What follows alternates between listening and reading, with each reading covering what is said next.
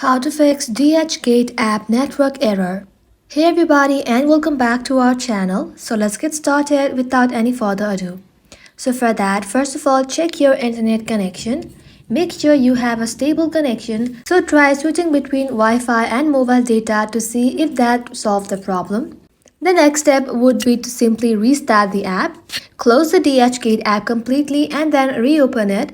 This can clear temporary glitches and help re-establish a connection. Now the next step would be to open up settings. From here, simply tap on General. Now inside General, tap on iPhone storage. Now once you are inside the iPhone storage, search for DHgate app and then tap onto it. Now once you're in this section, simply tap on Offload app and then tap on Offload app again. Offloading the application will help you to free up the storage used by the app and will also help you to clear the cache.